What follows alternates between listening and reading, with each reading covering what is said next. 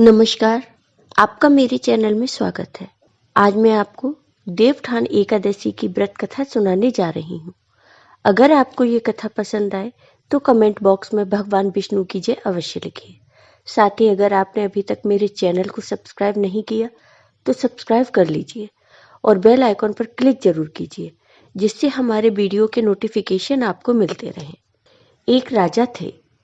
वो बहुत ही धार्मिक और पूजा पाठ करने वाले राजा थे।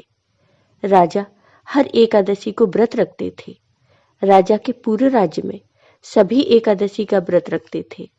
एकादशी वाले दिन उस राज्य में किसी को भी अन्न नहीं दिया जाता था, चाहे बूढ़ा हो, बच्चा हो, पशु हो, किसी को भी एकादशी के दिन अन्न नहीं दिया जाता था।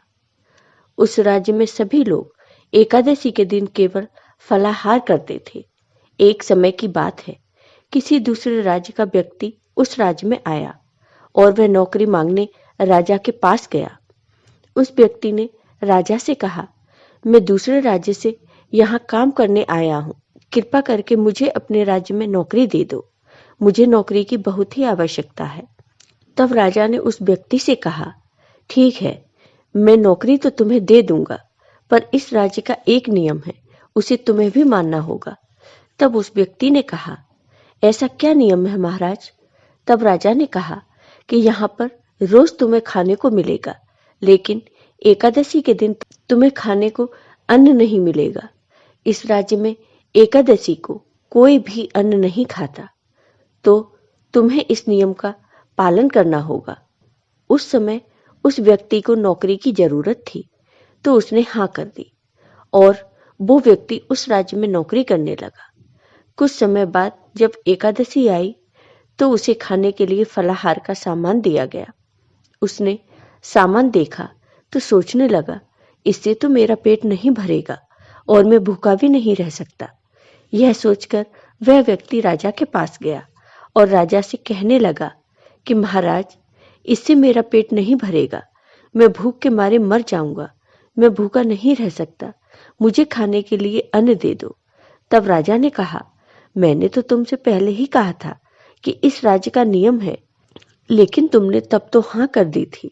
लेकिन फिर भी वह व्यक्ति अन्न लेने की जिद पर अड़ा रहा। उसकी जिद के आगे राजा को हार माननी पड़ी और राजा ने उस व्यक्ति को आटा, दाल, चावल दे दिए। वह व्यक्ति रोज की तरह स्नान करने नदी पर गया। नदी पर उसने स्नान किया और वहीं भोजन बनाने लगा। जब खाना बनाकर तैयार हो गया तो उसने एक थाल लगाकर भगवान को बुलाया।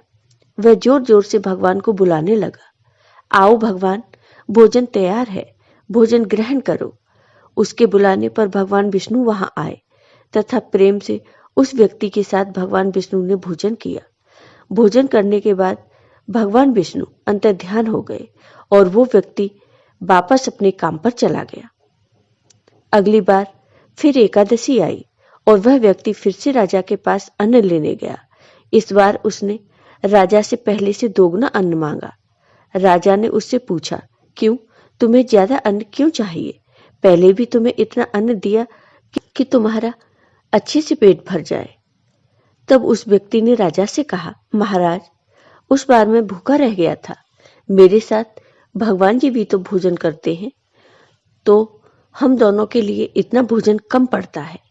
उस व्यक्ति की बात सुनकर राजा को बहुत आश्चर्य होता है और राजा कहते हैं, तुम झूठ बोल रहे हो कि भगवान तुम्हारे साथ भोजन खाते हैं। मैं इस बात को नहीं मान सकता। मैं भगवान की पूजा करता हूँ, इतने व्रत रखता हूँ, भगवान मुझे तो कभी दर्शन नहीं देते, फिर तुम्हें कैसे दे सकते हैं? राजा की यह बात सुनकर उस व्यक्ति ने कहा, महाराज, आपको मेरे ऊपर विश्वास नहीं है तो आप स्वयं चलकर देख लेना। व्यक्ति की बात सुनकर राजा भी उसके साथ नदी पर गए, लेकिन राजा एक पेड़ के पीछे छिपकर खड़े हो गए। उस व्यक्ति ने नदी में स्नान किया, फिर भोजन पकाया। भोजन बनाने के बाद उसने भगवान को आवाज लगाई, लेकिन भगवान नहीं आए। सुबह से शाम हो गई, लेकिन भगवान भोजन करने नहीं आए। उस व्यक्ति ने कहा, हे भगवान, यदि आज आप नहीं आए तो मैं इस नदी में कूदकर अपने प्राण त्याग दूंगा। लेकिन भगवान फिर भी नहीं आए। फिर वह व्यक्ति अपने प्राण त्यागने नदी की तरफ जाने लगा। जैसे ही वह व्यक्ति नदी में पहुंचा, भगवान विष्णु प्रकट हो गए और उस व्यक्ति को प्राण देने से रोक लिया। फिर भगवान विष्णु और उस व्यक्ति ने साथ बैठकर भोजन किया।